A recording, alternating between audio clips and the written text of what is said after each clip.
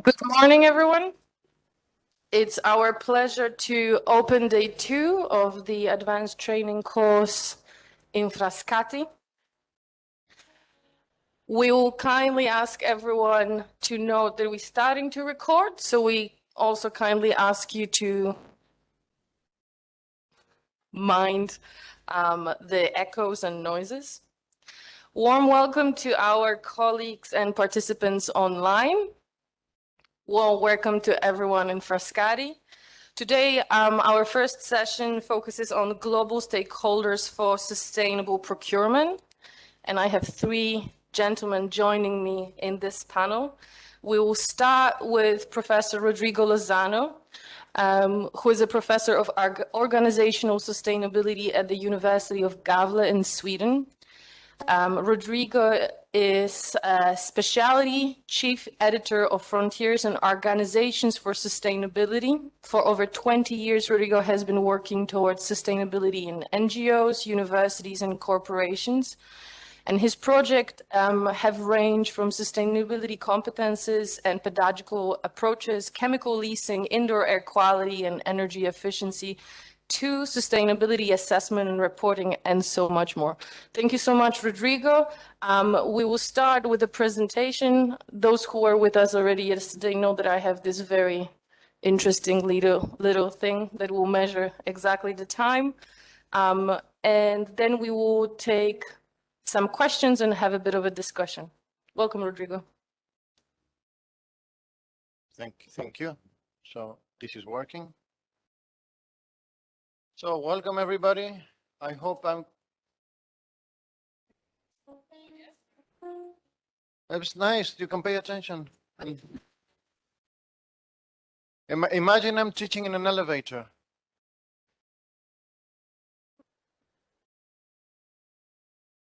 Perfect. Now you want some reggaeton or something? That would be nice, like a gospel, right? That would be fine. So I'm going to be talking a little bit about stakeholders and sustainability, so to open the space for my other 2 colleagues.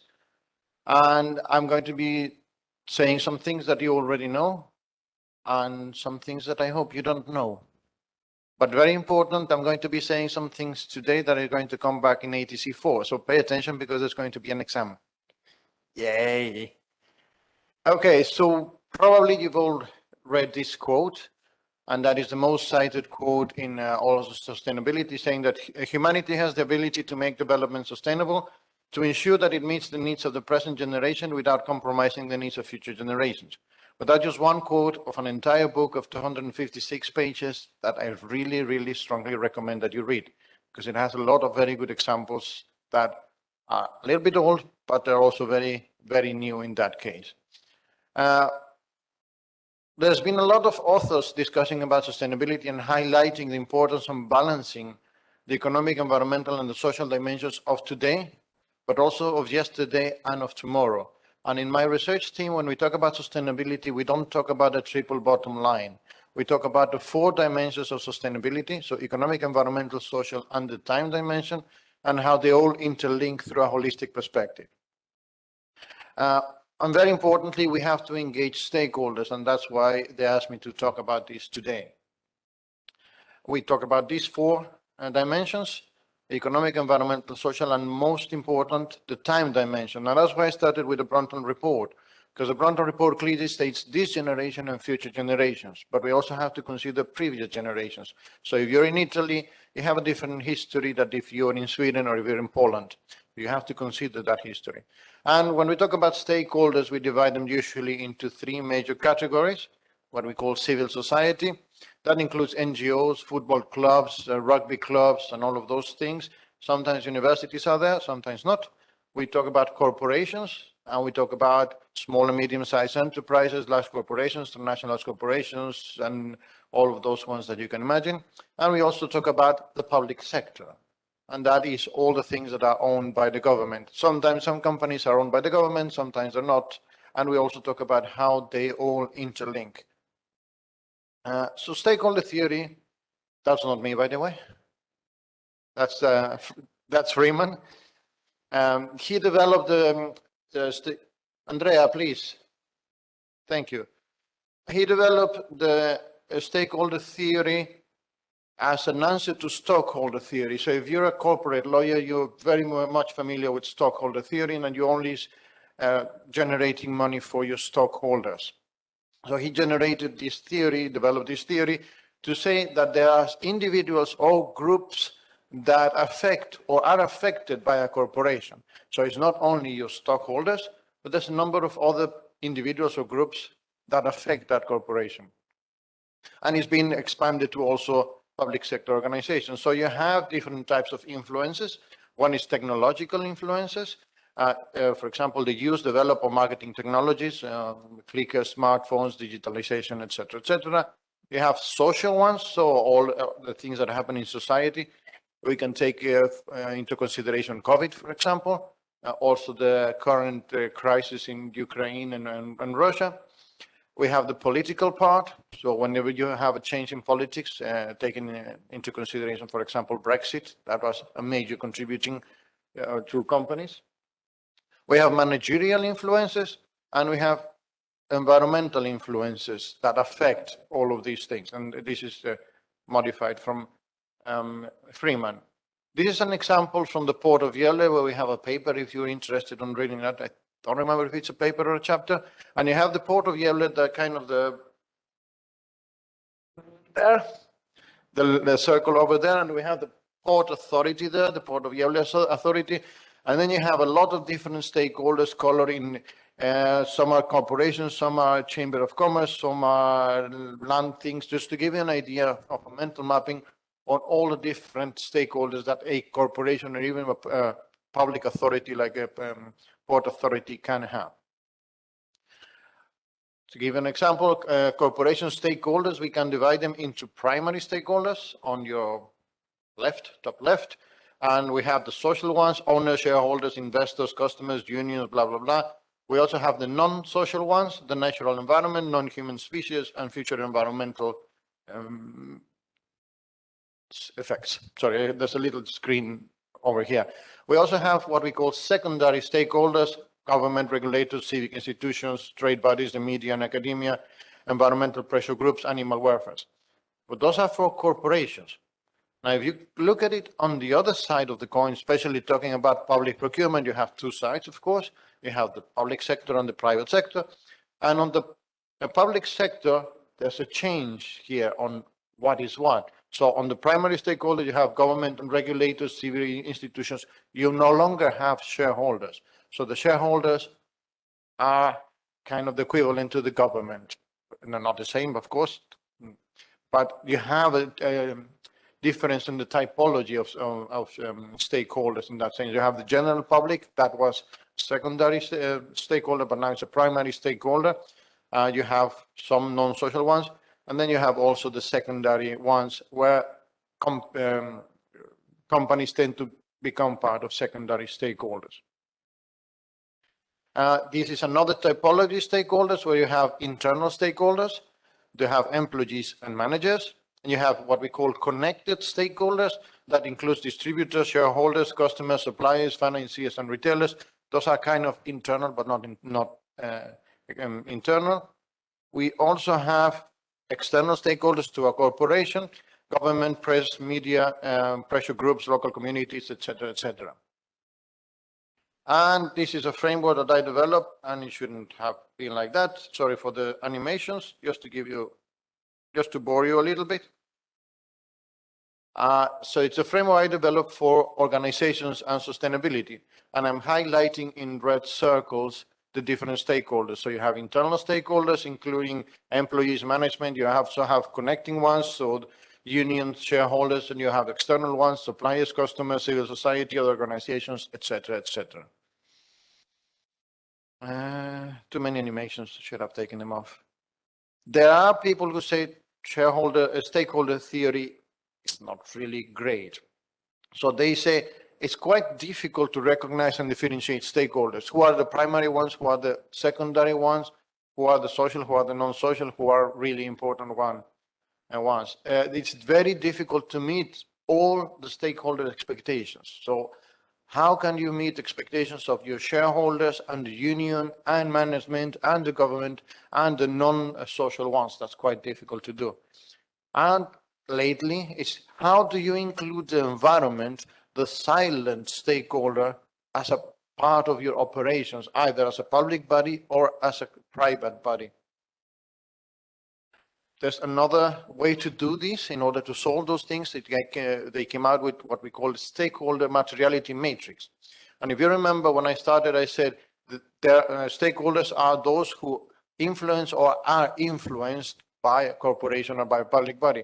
So here you try to match these, are influenced or being influenced by the company. This is again an example from the port of Gävle, and you have on the bottom part, on the x-axis, affecting the port of Gävle, and on the y-axis we have affected by the port of Gävle. And you can see here on your top right, we have customers and government as really important ones, and on the bottom part we have suppliers, management, employees, etc., etc. We have, of course, different stakeholder typologies, like stakeholder emphasis, scope, and sustainability strategic influence typology. I'm doing quite okay, I think. On the stakeholder emphasis typology, you have the inward looking. So the corporation or the public body is only looking inside in the system. We have those who are only looking outside. So I don't really care what is happening inside the operations of my company or my public body, but I'm only looking outside. And then you have those that take into consideration both stakeholders, internal stakeholders and external stakeholders. We have the scope typology, when we have the corporate giving or philanthropy, that the corporation is only giving money to some charitable causes.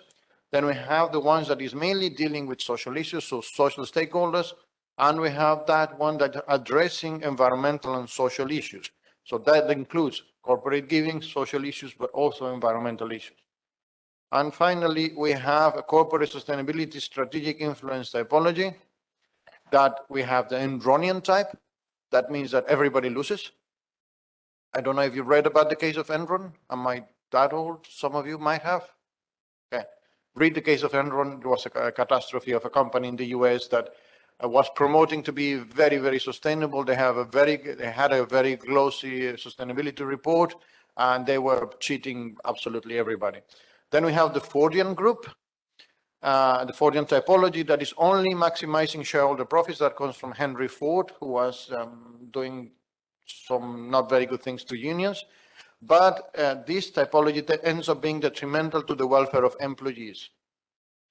We have the philanthropic one that is quite related to one of the previous ones, that you have activities that aim at improving the welfare of external stakeholders, but is mainly driven as ethics and the quest for indulgences. Then we have the green indulgences. I don't know if you know the term indulgences. It comes from the medieval time where you went to church and you paid your way to heaven. Yeah, not so much at the moment, but you can pay your way to green heaven. This is a very good place to be talking about those things, right? Then we have the insular one that is only focusing on improving profits and employee welfare, so that's pretty inward looking.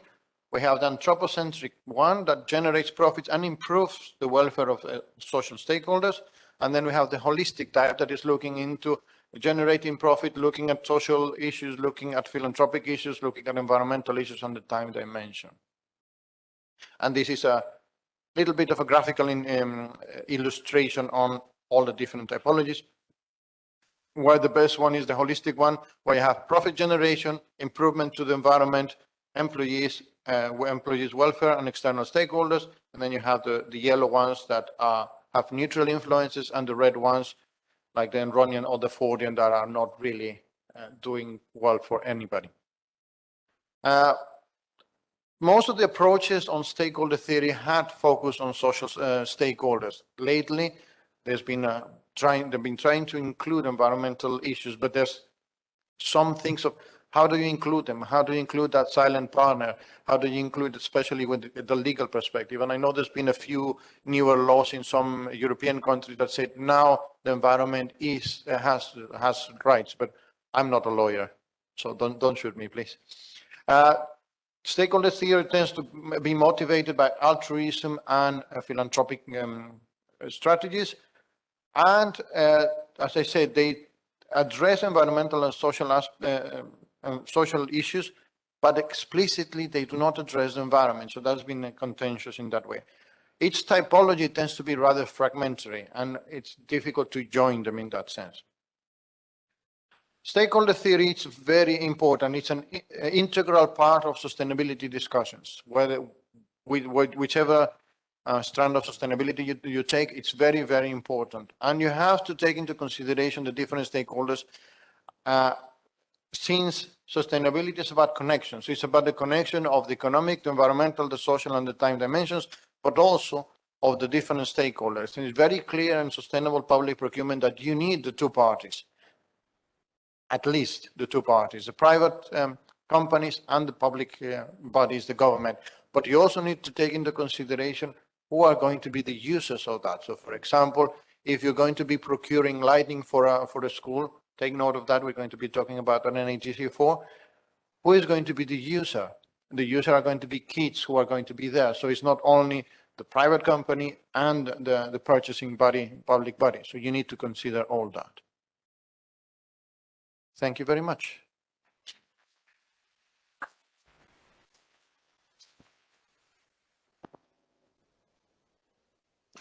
We were trying.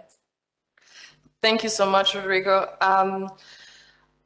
Rodrigo is a fantastic speaker who gives me 5 more minutes of time before we need to go to the next one. So I will take the privilege of chairing the session and ask maybe 2 follow-up questions to Rodrigo's presentation, if you won't mind. Part of SAPIENS, the integral part of SAPIENS is, of course, multidisciplinarity. So you all look on things from different perspectives. And I think... Yeah, if there's an echo, if I put it, so we'll see. We will connect it in a second, don't worry. So there are 2 parts that particularly, Rodrigo, I thought were interesting, and I was wondering if you could tell us a little bit more about. First is this 4th dimension of sustainability, the time, how we can work with that, how we could account for it in a procurement.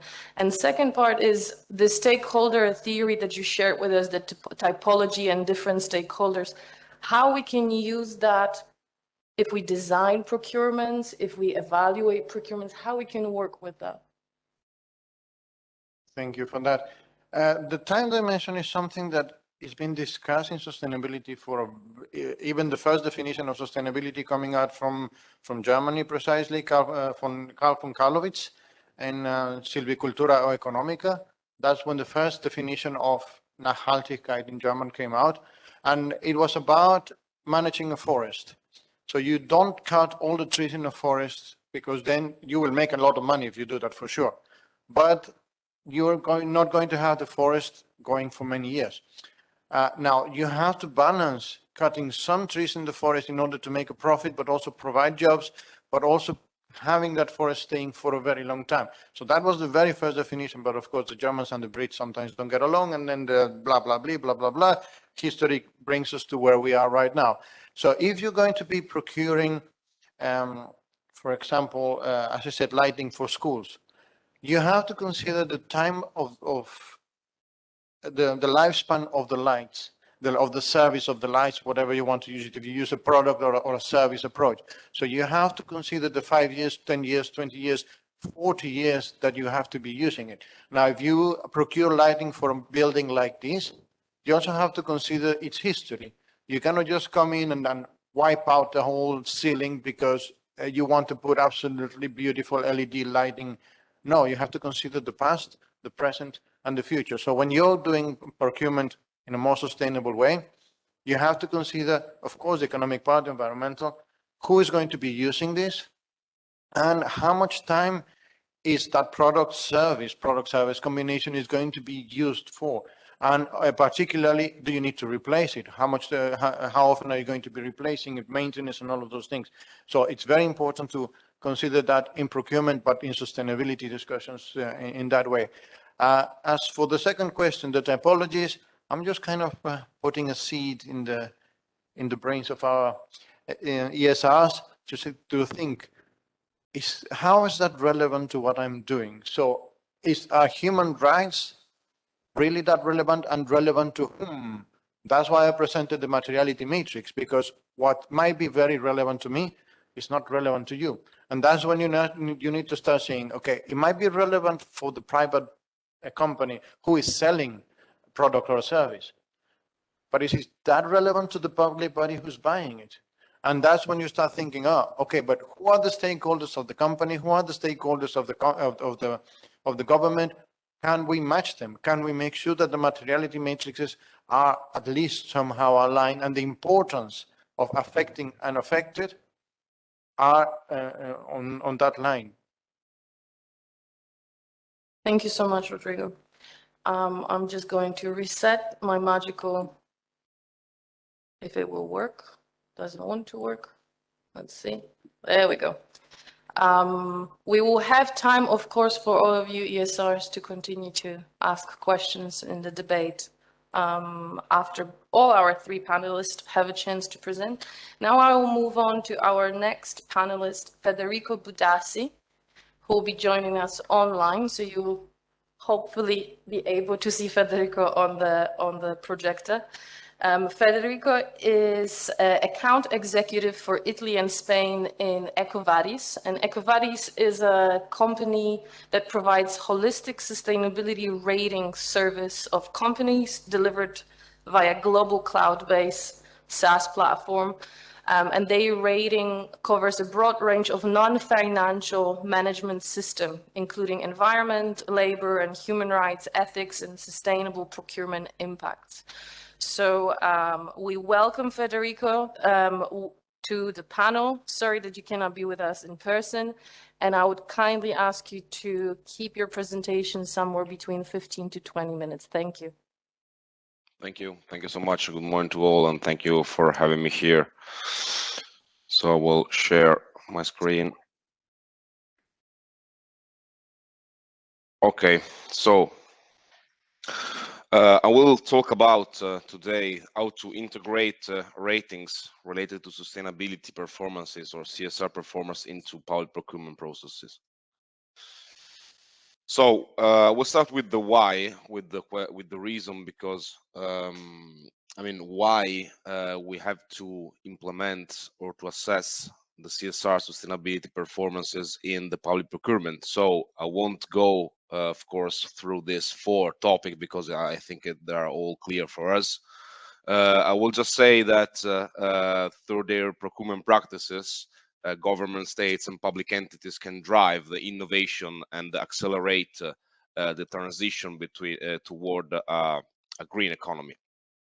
But of course, for incorporating the CSR in procurement process, in doing that, we're facing a challenging landscape. So which are the challenges? So the main challenges in sustainable public procurement are mainly four.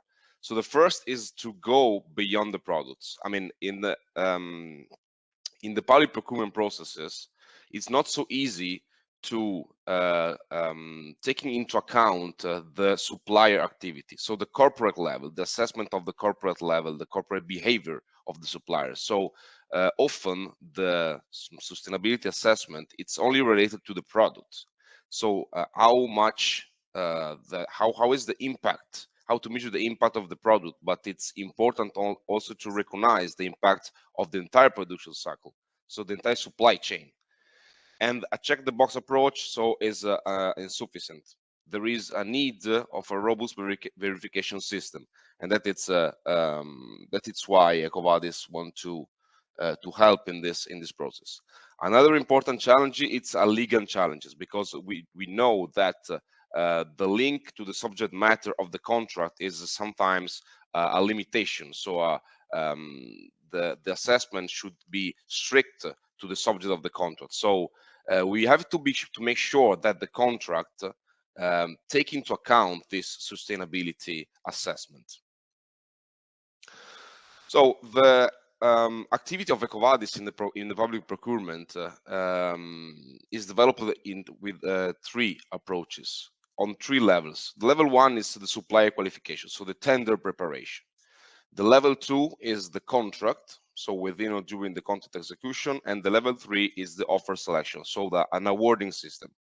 It's important to notice and to stress that these 3 levels are staged based on CSR maturity. So it's not an order, it's not a process that goes from 1 to 3 in the order, but it depends on the maturity. So we recommend to public entities to take into account the maturity of their partner, and for example, to start with the first level, so using the CSR assessment tool as a bidding, so as a threshold to select the partner, then to go with the level 2 with the contract, so inserting the sustainability clauses in the contract, and then on the level 3. So that can be the order, but of course it's not only the order, it depends on the maturity. So one public entity can start, if its supply chain, if its partner are already mature in CSR, it can start with the level 3, so as an awarding system. So in the level 1 sustainability assessment during tender preparation, here it's important to notice that engaging suppliers in CSR, it's a process. So here the support is key, and it's a top-down approach. So from the C-level, from the high level of the company, of the public entity, and the communication is fundamental, to the valorization, to the internalization of the sustainability performance, sustainability maturity of their supplier. So as you can see on the right side, it's a journey that starts with credibility, so to engage suppliers in the CSR and constantly support them in order to make them improve. And this in this Ecovadis is a system based on corrective action plans to make follow-ups and to check year by year or month by month how these suppliers are evolving, are improving in sustainability performances.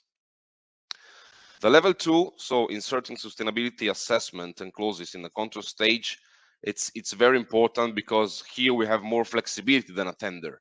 So one can also require that a contract be performed in a sustainable way, and we can insert like some follow-ups system. So legally, we know that for for the EU directives that we can insert the labels like eco labels or green labels. So any group can be asked to demonstrate the respect of social and environment criteria. So this is important, but also here it's important the verification. So not only a mere label, but and of course, as I said at the beginning, not only related to the product, but related to the production cycle of this product. So the behavior of the supplier. So here is important also to take into account the length of the contract. So realistically, setting the objectives in relation to the duration of the contract. That is very important, because I cannot put, let's say, a verification system or a follow-up system that is more long. That's of course the length of the duration of the contract with my supplier for this tender. So how to insert a CSR clause in a contract? We have 4 elements on the right. So we can insert minimum standard that should be met during the execution of the contract, an obligation to transmit the standard to all involved subcontractors in the supply chain, or we can have compliance check that the supplier will have to undergo, so to report regularly, third-party evaluation, to insert corrective action plans, and to, of course, do follow-ups, so regular assessment. And last but not least, possibility of sanctions, so penalty, suspension, termination of the contract for the supplier which doesn't respect the clauses. On the level 3, so speaking about awarding criteria, so the award, that system allows buyers to give credit to suppliers who are high CSR performers. So as we said before, it's something we can do if let's say, if my supply chain it's kind of mature in that. So for buyers, selecting out of CSR related criteria present advantages in terms of risk mitigation, and that is very important. And the fulfillment of the criteria will demonstrate a capacity to meet these performance requirements. but the work criteria cannot be a standard CSR evaluation. And that I will speak about the difference between an internal assessment, or let's say an SAQ, and a third-party assessment done by an independent third-party provider. So this should specify that the offer must bring guarantees that the candidate will respect the standards for them and their supply chain. So how we can weight the CSR work criteria, and this is something that here at Ecovadis we take into account because it's very important. We cannot use the same criteria for all the suppliers. So a good practice can be to divide the CSR criteria into several sub-criteria. For example, here I put this example: environmental dimension should have more weight for a supply of fruit by a farmer than for consumer services. Or for example, the ethic category, it's more, let's say, has a major weight on financial system than on, let's say, transportation on the road system. So it's important to have a balance between the link of the subject matter of the contract and the scope of the message addressed to candidates. Of course, as I said, there is an important difference between an internal analysis and an assessment by an independent third party in terms of reliability, costs, proportionality, pedagogy, and supply chain risk visibility. So it's the important point, as I said before, it's the verification. So the follow-up and the implementation of corrective action plans. In this way, my suppliers I can verify really the performance, the behavior of my suppliers, and I can verify how they are acting to improve that. So how we help in this project? So first of all, Ecovadis is an independent company, which aim is putting itself in between the buyers and the suppliers. So to make, let's say, the sustainability assessment process simpler. So from one part, customizing assessment related to the sector, to the dimension, and to the type of company, so the country, of course. From other side, make sure that this evaluation are comparable and are used as a standard, international standard from all company in order to track the improvements. So the main activity is to identify risk and opportunities along the supply chain, to assess sustainability practices, to monitor and track the actions, to understand and improve the performances, and of course to manage the program efficiently. We have a methodology, an internal methodology built on the 21 sustainability criteria, divided into 4 categories. So for environment, labor and human rights, ethics, and sustainable procurement. So for every supplier, we do take into account these 4 categories and these 21 criteria. And this criteria, of course, built since 2007 based on the international standard. So it's I mean, the Center of Excellence has built this criteria, and we use this for the assessment. As I said, we have customized assessment, and it's important to insert in the assessment all the certifications. So from one side, company management system. So we take into account policies, action, and results of the company.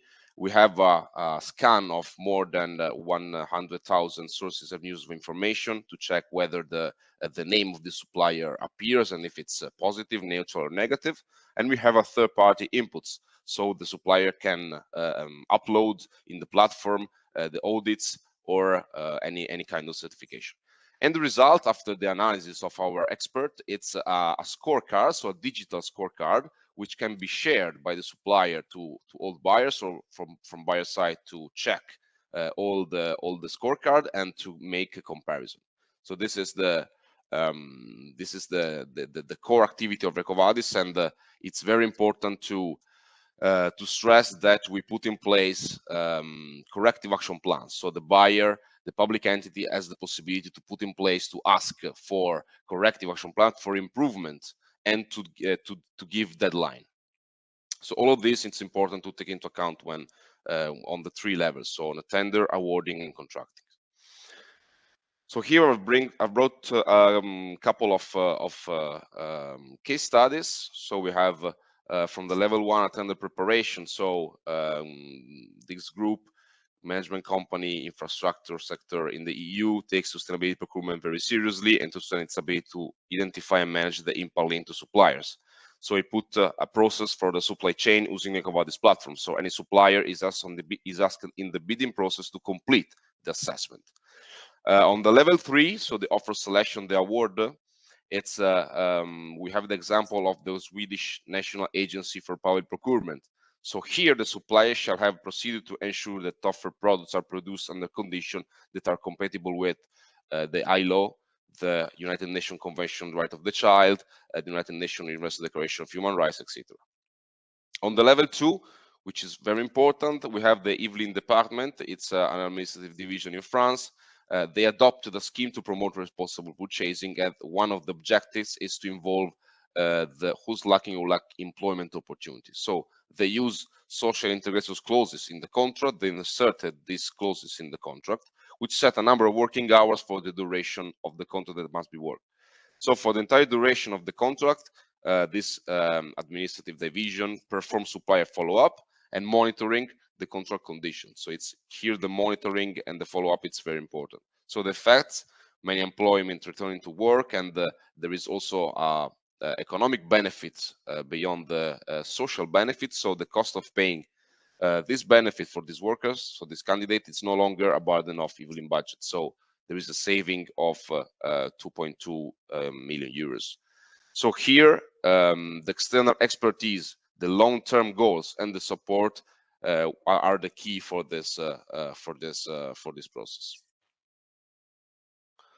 Thank you.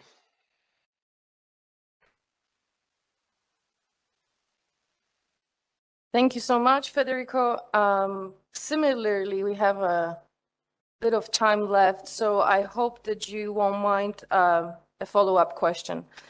Of course, what Ecovadis is doing is extremely complex also, and I was wondering whether you would be so kind to clarify some aspect for us, because one of the things that I was wondering, this assessment methodology, is that something that you would provide for the buyer when they figure out how to assess tender, and that would be the sort of method that would assist during the procurement process, or that assessment methodology is more specific for the supplier and the supplier can somehow use it? You mentioned those different levels. I imagine that different levels have also a different purpose of using them. The aspect of it that sort of raises a flag for me, and that might be just that I'm not understanding something, but I imagine that the ones that are really about CSR of a company, that's not really something that as such you can use in public procurement, right? Due to the limitations, regulatory limitations. So if you could clarify for us a little bit how you use those different levels, and is it more moldable or different aspects have a specific application? I'll be very grateful. Thank you.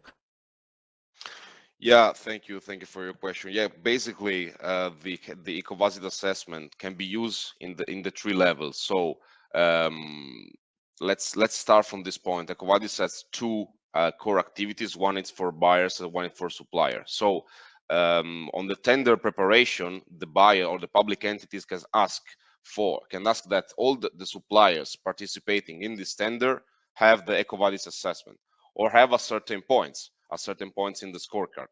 From the other side, a supplier, if there is the level related to the awarding criteria, can do a self-assessment, can ask Ecovadis, can contact Ecovadis and have a self-assessment. So it's not, I mean, it's not only mentioned Ecovadis. If it's not mentioned Ecovadis in the contract or in the tender, even here they can ask Ecovadis for an assessment and do a self-assessment and present the digital scorecard. So since Ecovadis is recognized internationally as an international standard for CSR performances, they can ask for a self-assessment and present their scorecard, their score in the tender as an awarding criteria. So there are several application opportunities with Ecovadis. I don't know if I answered to your questions. Absolutely. Just one last question, because why the buyers really like this type of certifications assessment, because it obviously makes the buyer's life easier.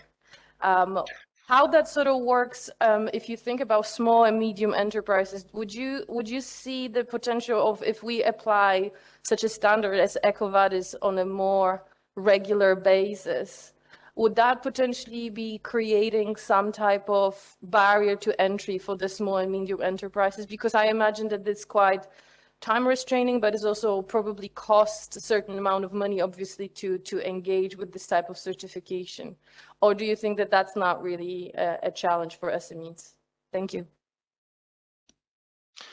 No, thank you. Yeah, I definitely think it's challenging, and that's why Ecovadis built its methodology, its assessment methodology, taking into account the country, the dimension of the company, so the number of FTE and the sector. So we have in our assessment like more than 200 sector, and it's important that as I said, it's important that the buyer gave support to these SMEs. To involve them in the process. So it's important that they have cleared the goal. But from other side, the Ecovadis fully support this company. From one side, support the buyers in the communication. From the other side, support the suppliers in completing the assessment. And in the Ecovadis network, more than 70% are SMEs. So it's something that we take into account. We always been taking into account since the born of Ecovadis in 27. Fantastic. Thank you so much, Federico, for your contribution. Thank you. We will move now to our third presenter, who also joined us online. Daniel Morris is an advisor at the Danish Institute for Human Rights. He works on the crossover of human rights and public procurement. He authored a toolkit, Driving Change Through Public Procurement, which is a toolkit on human rights for policymakers and public buyers. Daniel, thank you so much for joining us. The floor is yours. Thank you. I'll just start sharing my screen. Sorry, I lost you there for a second. Give me a second. Daniel, could we just kindly ask you to try to figure out something with your sound? We don't really hear you very well. Do you not? Okay, let me change my microphone option. Yep. Can you hear me better now? So. Any chance that you could get maybe closer to the microphone? It's a bit low range of voice that we hear. Oh, okay. Is that better? That's fantastic now. Perfect. Thank you. Okay. Great. Sorry about that. Let me just go full screen again. Great. Are we good? Yes, thank you. Perfect. Thank you very much. And thank you very much for inviting me here today. I'm going to talk a little bit about public procurement and human rights. So really kind of emphasize how human rights is the social aspect of sustainability. I just wanted to start out by highlighting that I know there's quite a few people within the network, Laura, Martina, and Valentina, who are here in the audience today, who are also very experienced in this area. So I'm very happy to answer questions, but just want to highlight you already have some experts with you if you wanted to follow up after today. I come from the Danish Institute for Human Rights, which is the National Human Rights Institution of Denmark. Most countries have a national human rights institution, and the role generally is to advise the state and other relevant bodies on how to implement human rights in practice, how to realize human rights obligations, and how businesses can respect human rights. Working with largely the legal frameworks in relation to this. When we're talking about public procurement, it is obviously a very clear way that a state can realize its human rights obligations in practice. And it can favor businesses that respect human rights, and in that way cascade the protections down supply chains. And often the state is the biggest supplier in many countries. So they have leverage over the market to drive markets to change. Daniel, apologies to interrupt you, but it seems that we don't see slides changing. Oh, do you know? Could you try again the full screen? Yeah, sorry, I thought I was on full screen, but Oh, don't worry, we'll figure out. Yeah, now we see your notes, so we would need you to change probably to, but we see your presenter view, so I would just ask you to sort of flip the. I'm with you. Right. Sorry about this, people. Give me 1 second. I will go second screen only. And then full screen. Is that working now? Yes, now it's perfect. Thank you. Third time lucky. All right. So yeah, law and policy in this area. It is quite an interesting area because there are lots of crossovers.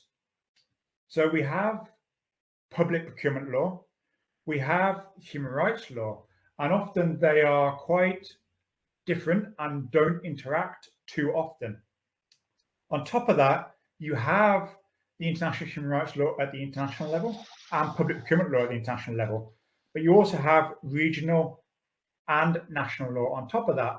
So part of the work that we do as a national human rights institution is to try and demystify this legal landscape and clarify to public procurers what exactly they should be cognizant of when it comes to human rights.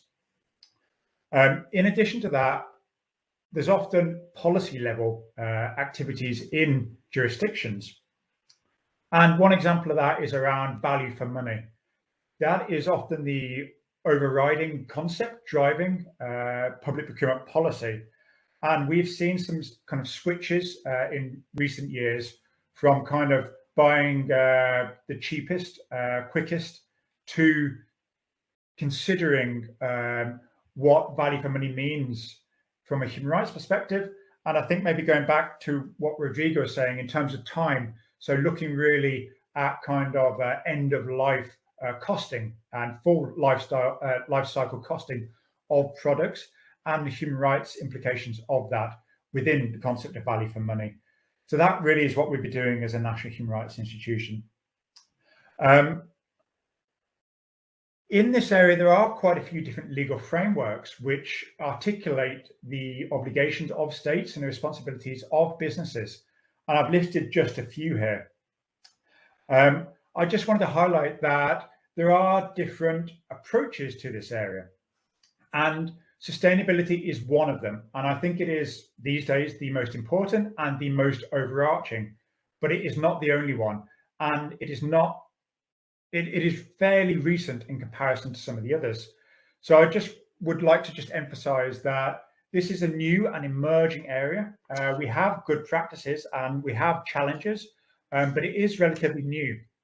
I think the potential of sustainable public procurement is it brings together the social and the environmental under one large umbrella alongside the economic aspects as well.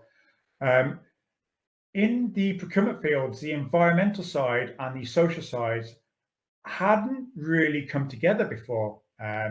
And that means that we're facing some challenges in bringing them together, but also a lot of learnings and opportunities to build on this. And I'll articulate a couple of those as I get going. One of the points raised by Federico and Rodrigo, amongst others, was this issue around linking requirements to the subject matter of the contract. And that really is a European element and comes from the European directive, which has been transposed into national law. This is quite a big area, and I think you could probably write a PhD just on this, but it's been interpreted differently. Some have seen it quite conservative, some have been quite open in relation to this, but it is an evolving environment. The European Union has, I think, 4 or 5 different regulatory measures on the table to guide and direct business responsibility at this very moment, the latest being the Corporate Sustainable Due Diligence Directive, which doesn't actually touch upon state bodies. So it doesn't look at the moment like it will cover public procurement. How then the Public Procurement Directive marries up with that is yet to be seen. And there are a number of other kind of initiatives at the European level which will guide procurement in Europe. And one of the areas that we work on as a national human rights institution is to engage with these discussions and to emphasize the human rights elements. In addition, you have the OECD, who have produced some guidance for multinational enterprises. At this very moment, they are revising these guidelines. These guidelines dictate how OECD countries approach the topic of responsible business conduct, including public procurement. And one of the interesting areas here is that there is a grievance mechanism, national contact points established in OECD countries. They can take complaints in relation to responsible business conduct. However, it's unclear in the guidelines at the moment whether it applies to state-owned enterprises and governments when they're acting in a commercial manner. So some national contact points have taken complaints in relation to public procurement, others have refused to take them. So there is scope again for national human rights institutions to try and influence the kind of revision of these guidelines. And again, it is an area to dig into if you're interested. And then finally, you have kind of the UN Guiding Principles on Business and Human Rights. And that really is the main standard articulating the obligations of states and responsibilities of businesses when it comes to human rights. I keep mentioning human rights, and that's kind of obviously coming from a human rights institution where we're basing ourselves from. When it comes to sustainable public procurement, our messaging really has been that the social element of sustainable procurement should reflect human rights and human rights standards. And one way that we've worked with that in practice is in relation to SDG 12.7.1, the target around sustainable public procurement. The UN entity, UN Environment Programme, UNEP, it was responsible for developing the indicators to measure the implementation of this SDG target. And what we would do as a national human rights institution is engage with them and ensure in the methodology that there is explicit reference to international human rights standards and explicit reference to the fact that sustainability has to touch on all three elements. Because there have been tendencies in some states to interpret sustainability as just the green element. And Denmark, where I'm based, is one of these countries where you have new guidelines touching on sustainable public procurement, but they're really just looking at green public procurement. So the methodology says that you have to have all three elements for a procurement to be considered sustainable at the kind of reporting level for states. One element here is that, and I'm very happy to see, all the discussion today has been around kind of introducing protections into procurement, kind of the shield element. And that, again, is something I will be talking about. However, there is another aspect of how human rights can be incorporated into public procurement. And I'm referring to it as a sword. Not the perfect analogy, I know. If you've got any better ideas, let me know. But what I mean by this is that in some states, they have taken an approach to preference or reserve procurements for certain vulnerable groups. For example, persons with disabilities or women-owned enterprises. And they will articulate that, for example, in Kenya, 30% of all public procurement has to go to businesses owned by persons with disabilities, youth enterprises, or women-owned businesses. That is one way of using public procurement to realize human rights. However, there's a tendency to focus on this and ignore the kind of shield element, introducing protections against human rights abuses in supply chains. And it's the protections that I'll largely talk about, but I just wanted to highlight that there is another angle to this. What are we talking about when we're talking about introducing protections? Well, the UN Guiding Principles articulate this concept of human rights due diligence. And from a human rights perspective, that really is what we're trying to apply to public procurement. And if you look at the cycle here, you can see some similarities with the procurement cycle. And and the approach that public bodies take to risk management. So this really is kind of what we're talking about here. It's assessing risks, acting on the risks, tracking and monitoring, communicating and reporting. And I think Rodrigo would be nice to see in the middle, stakeholder engagement and access to remedy, which I'll talk about a little bit more. In practice, this means that we're trying to apply human rights due diligence to the relationships between the different bodies, because human rights law spells out the obligations of states, spells out the responsibility of businesses, and spells out the rights of rights holders. And this here is my way of trying to conceptualize how we are implementing human rights due diligence and the flow of human rights due diligence here. And one thing you can see is that it's not just at the first tier. We're trying to cascade the requirements down the supply chains to really help realize the rights of people, workers, their families, and other potentially impacted people throughout the supply chains around the world. One of the key elements that human rights due diligence and the UN Guiding Principles tries to bring to the fore is this concept of leverage. What I mean here is that it's the state, being the biggest buyer, has the ability to affect change. And this change can really have substantial impacts on rights holders. It can do this in a number of different ways, and public procurement is one key way of doing it, but hasn't really seen a huge amount of attention from the human rights world. But I think that is changing slightly. Now we're getting into kind of the nuts and bolts of this now. So I won't repeat what Federico went into, which was great, I thought. But I just want to highlight that there's a number of considerations at the planning stage. And in reality, all of these considerations should be at the planning stage. The first really is to consider the structure of the bodies and the ecosystem where the procurement is happening. Public procurement is different in different countries and can vary quite considerably. Even if you look at the way public procurement is conducted in the US compared to Europe, it is wildly different.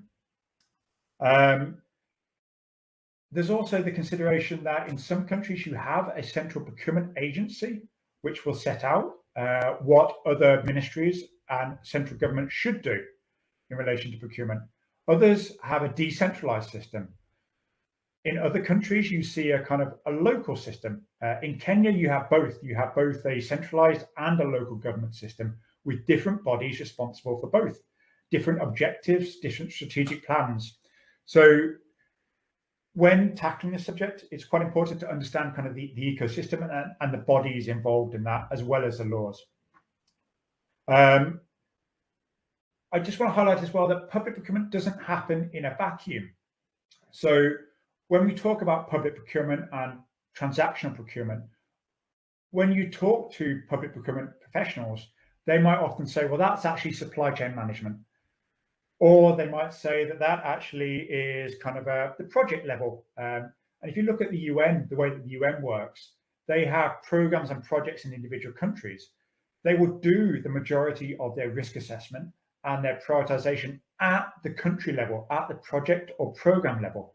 So when they actually get down to the procurement level, you don't see that many protections.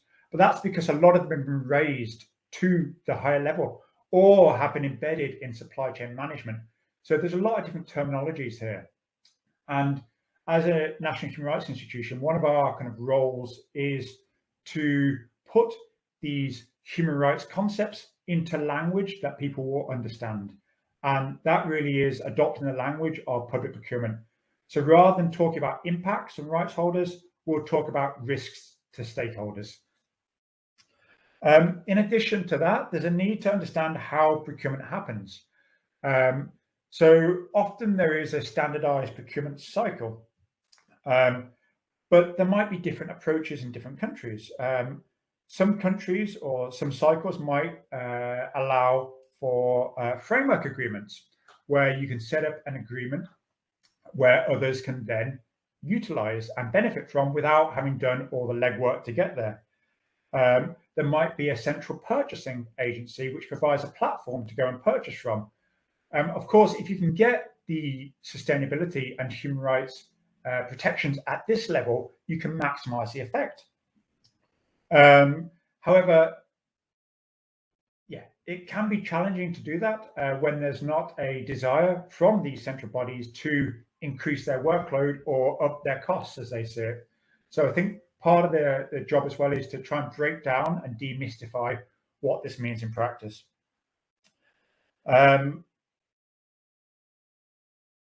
Then, I mean, I just wanted to talk a little bit about stakeholders.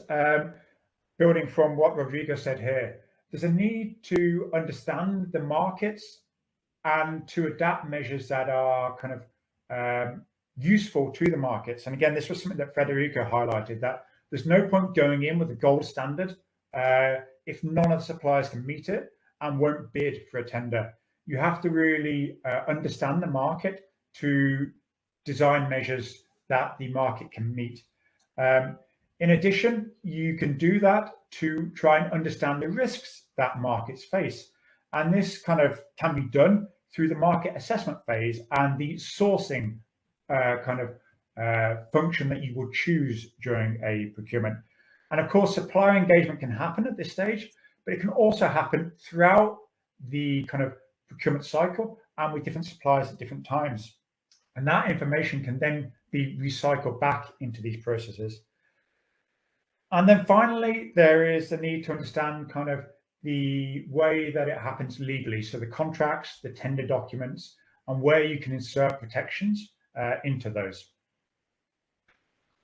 The types of stakeholders, I mean, Rodrigo touched on this quite nicely and highlighted that there are a whole range of internal stakeholders, so staff from different areas. And I just maybe emphasize that when we're talking about this, there's a whole range of staff involved. So if you're trying to develop a message for public procurers, you might need to understand that in a certain jurisdiction, the public procurers are the ones setting the guidelines. They're not the ones actually doing the procurement. They're the ones providing advice to the people in ministries who are purchasing laptops, for example. In other jurisdictions, it can be completely different. Often, once a contract is signed, it's handed over to a contract manager, who is a different person in a different team in some jurisdictions, who might not have been involved in the development of the tender or the contract. And if you have not informed them that there are sustainability protections in these elements, they're going to be surprised and might not have any idea how to implement them. And of course, all of these procurement people aren't going to be sustainability people or human rights people. So it's bringing together all of these different expertise and ensuring that legal are happy to sign off on a contract, for example. So there's a lot of different stakeholders internally to consider in this. And from a human rights point of view, engagement with rights holders, kind of the external stakeholders, is vital. Suppliers obviously being one stakeholder, but from a human rights point of view, it's really highlighting the rights holders, so the communities impacted and the workers and worker organizations. Daniel, your 20 minutes is running up. Could I kindly ask you to wrap up? Thank you. Yeah, great, thank you. And then one point I just wanted to highlight before wrapping up was that there is a need to have a focus on end users, and that often goes missing. I mean, if you look at the procurement of phones, for example, the focus tends to be down the supply chain, so where the metals are extracted, how the products are put together. From a rights point of view, it's important to consider the users, the end users, in the design of kind of measures. And you see that play out in practice when, for example, protective equipment that the army wears is only designed for men. You don't see sizes or fits for women. Why not? Because they haven't consulted these end users at the initial stages. And I'll just maybe plant one seed before finishing. The use of AI and technology is increasing rapidly, and you see some states using this in the criminal justice system or in the social protection system to dole out punishments or say not punishments, sentences.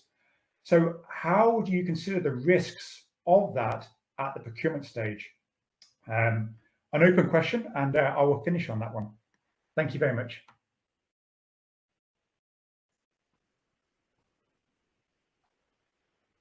Thank you once again to all our three panelists for a very interesting presentation. And with that, I'm very keen on opening the discussion and the Q&A part. We got good 20 minutes.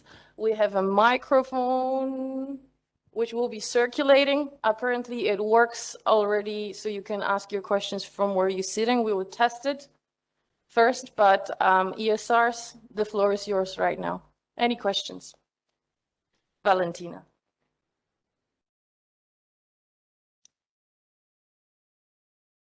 And can we just ask when Valentina starts asking questions to indicate for us on online with thumbs up or something that you can hear her so we know that it works. Okay, let me try. Do you hear me? Okay. So I have actually two questions. And first of all, thank you very much to the four panelists, sorry, no, three, and the chair for this very, very interesting session. My project, as you all know, is about sustainable procurement and global supply chain. So this session really interests me a lot. And I have two questions, actually. One is for Federico Budassi, and the other one is for Daniel. And for Federico, I would like to ask, since you have experiences both with the buyer and the supplier, as Ecovadis, I would like to ask you if you can share with us some features of the organizations, public and private, actually, that ask Ecovadis for this kind of assessments all along the supply chain. So what are the kind of organizations, the size, the origin, the location that ask for that? And then I have a question for Daniel. I really appreciate the fact that you talked about risk management and human rights approach in also taking a risk management approach. And I was wondering whether the Human Rights Institute developed, for example, a taxonomy of risk, of human rights risk that you find in the supply chain, and if you can share some of them with us. Thank you.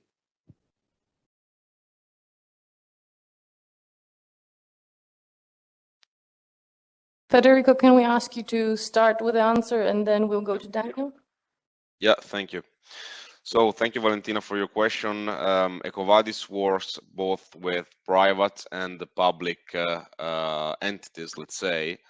So within the public sector, which is let's say the most interesting topic today, we have, for example, in Italy, RFI, which you for sure know, which is the Rete Ferroviaria Italiana.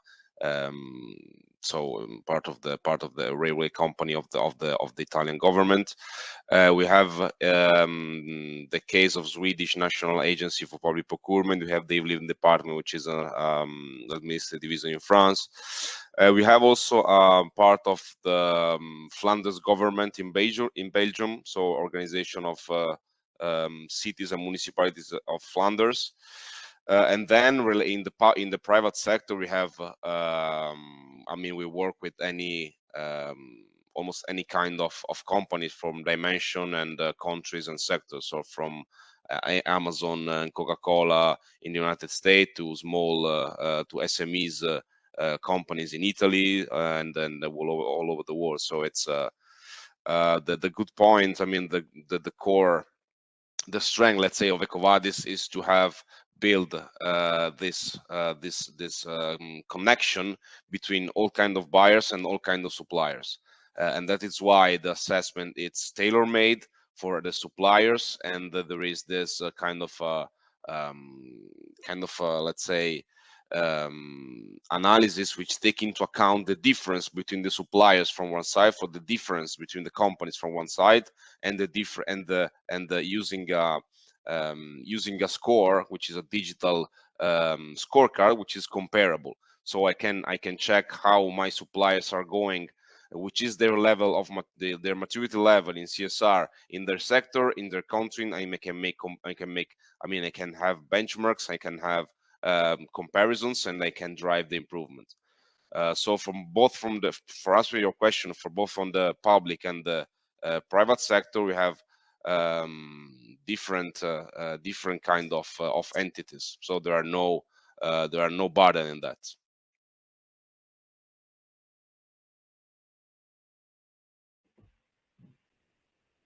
Have I answered to your question, Valentina? That was yes, thank you, in case that you didn't hear. Daniel. Great, thank you, Valentina. Yes, so the risk assessment is kind of the first step in really tackling some of the human rights abuses that can occur in supply chain. So it is one of the most important steps, and it is the first step that public buyers come across in this approach. That being said, it can be one of the most daunting steps to tackle because, of course, human rights is quite a broad concept, and sustainability itself can be quite a broad concept if you include the other factors as well. So trying to dig in and identify the risks is kind of important and the first step. In terms of risk taxonomy, they exist. There are tools out there to help identify risks. I think they could be improved, and I think this is something that we're going to be seeing in kind of recent years or upcoming years, is a focus more on how to support public buyers at this first stage. Personally, I think there is a kind of an element here of helping public buyers understand what to do rather than spoon feeding them. Because I think if you start just spoon feeding them kind of risk areas, then it can mean that they're not going to do it themselves. So I think it can be quite important to highlight how they can go about conducting these risk assessments. So designing leading questions, for example, linking them on to other resources and other tools and other kind of organizations like Ecovadis, where they can go and find out more information about this. There are some tools I can share in the chat as this goes on, but yeah, I think you've highlighted kind of a key area and a key starting point to work on human rights due diligence.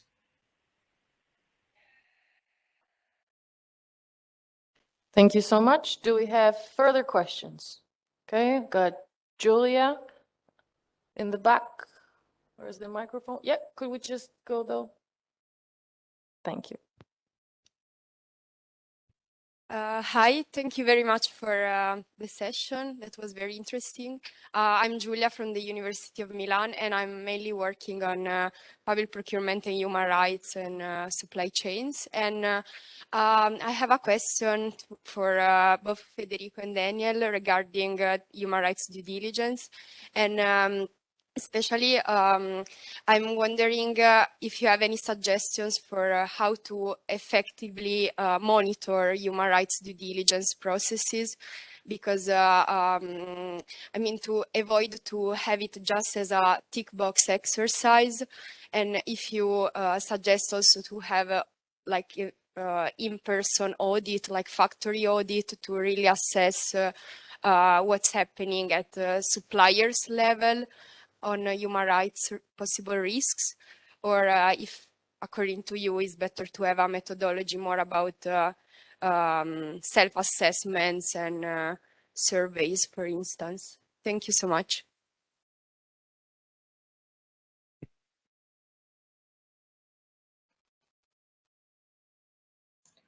I mean, I can kick off, and maybe, Julia, I can push back a little bit and ask you a question. I mean, who are we talking about monitoring here? Are we talking about states reporting? Are we talking about internal monitoring? Are we talking about supply monitoring? Because I think we can answer it generally, but perhaps you have something in mind. Yeah, no, yeah, I was mainly interested about suppliers level. So after that, maybe states can include some clauses on monitoring, but how it's actually possible for the state to assess the suppliers in practice. Yeah, I can kick off again. I think this has to be considered at the planning stage. So when you're really designing the procurement, you have to be considering this. And a lot of the resources and emphasis is placed up front in public procurement rather than at the contract management stage. So I think it is an area that needs a greater focus. That's not to say it's not being done at the moment. Often, obviously, depending on the procurement and kind of whether it's a one-off deliverable or an ongoing kind of engagement, there will be meetings with suppliers, often maybe at an annual, biannual, monthly, weekly basis, depending on the risk. And I think if you can get human rights within the risk factors to say you need more regular meetings with suppliers, then you can have an ongoing dialogue with them. Some will argue that you really want to get human rights in or sustainability in upfront, because that's where you have leverage with the buyer. You can choose the buyer, or say, not buyer, the supplier. You can choose the supplier, and at that stage use your leverage, because they're going to listen to you. When the contract's signed, people will say that you can lose your leverage. However, there is another benefit in having an ongoing dialogue with suppliers, because if you can develop KPIs, and often supplier meetings will be based on a list of KPIs, if you can develop KPIs based on the requirements in the tender, and you've got sustainability in those requirements in the tender, you can get sustainability on all of the supplier dialogue meetings and have an open conversation with the supplier on how to address some of the risks. And it could be as simple as just asking them how they're going. So I think there's also that kind of relationship as well, which can be developed and can maybe supplement the monitoring and auditing. And Federico, I don't mean to be too presumptive, but maybe you could speak a little bit more about the auditing aspect, if that would be okay.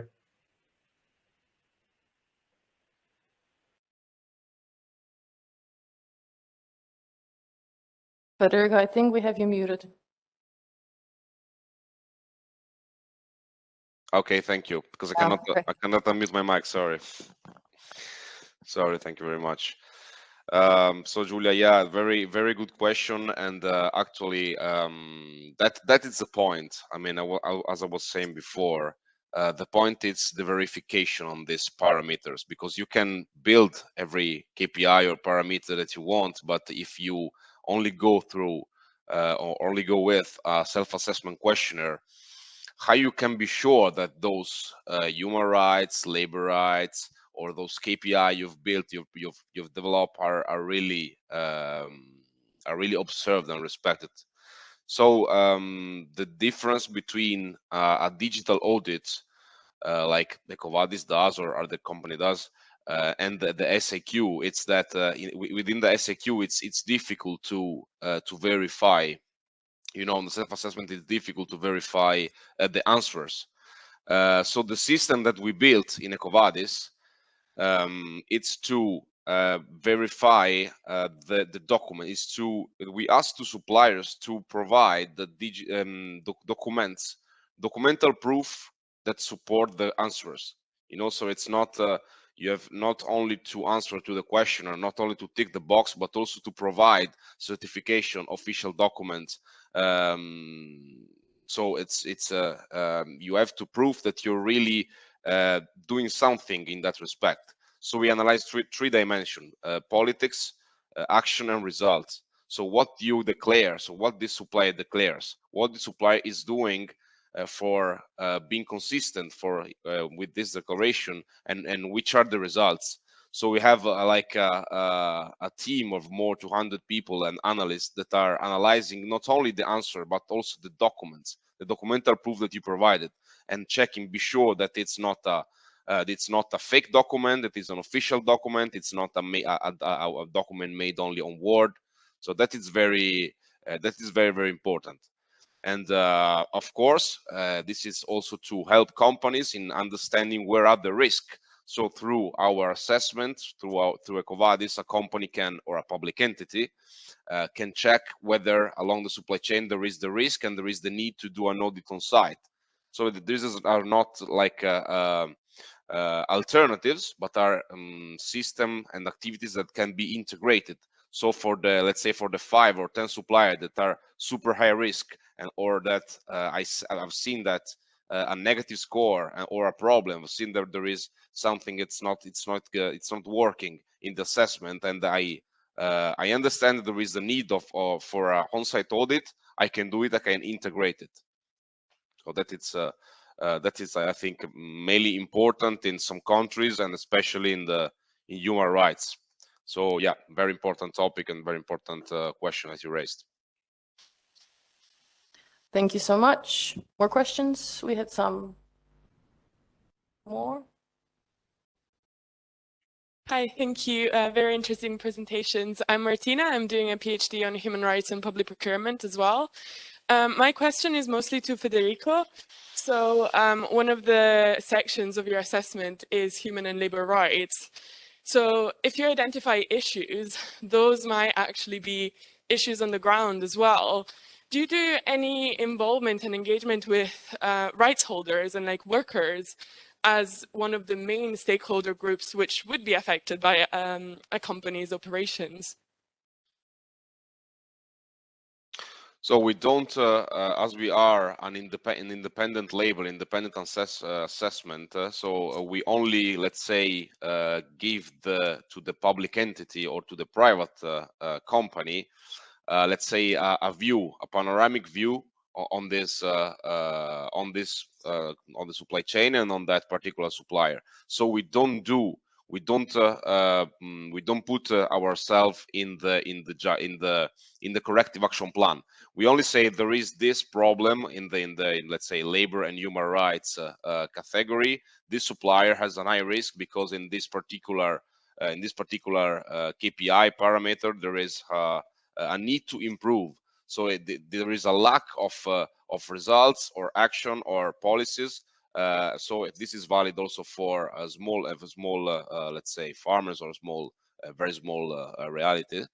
But then once we provided the let's say the peak of the problem, or once we provide the description of the action plan that could be involved, that the ball is on their field.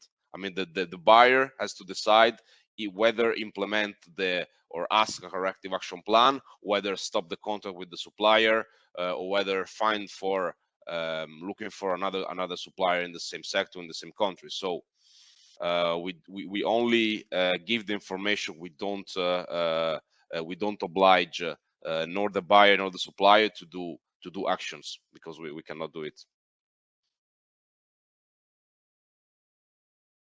Thank you. Any other questions?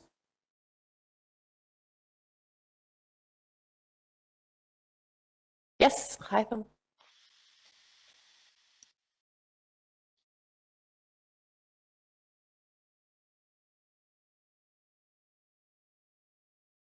Can you hear me now? Yeah.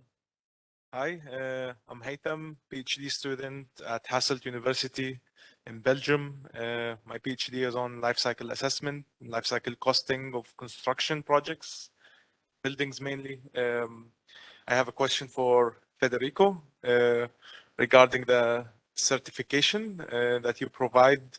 So in terms of the environmental part of your certification, how do you ensure that this is comparable with other program managers? Because each program that do these eco-labeling and certifications, they have their own way of calculating, their own rules on LCA, for example, and carbon accounting. How do you ensure comparability, especially if you say that each assessment is tailored for each customer, let's say? If it's tailored, then it cannot be comparable, I would say. But maybe you can shed some light on this. Yeah, sure. So firstly, it's speaking about different assessment, different labels. Of course, there are a lot of labels. There are a lot of CSR assessment. What Ecovadis does, and the reason why it's internationally recognized, it's because it was one of the first doing that. So since 2007, building an assessment which again, it's based not only on answers, so it's not a self-assessment questionnaire, but it's a digital audit. So you have to provide proof that you are implementing, that you are really doing what you are declaring, first of all.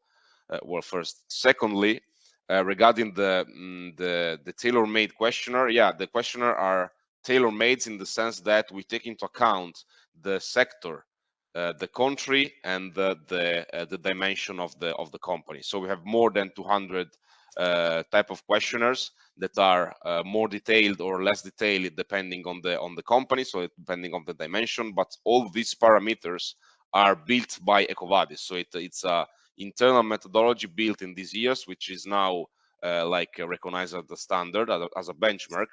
And so you can compare, because all these all the score, you have 4 score in the 4 categories, so environment, labor, human rights, ethics, and sustainable procurement.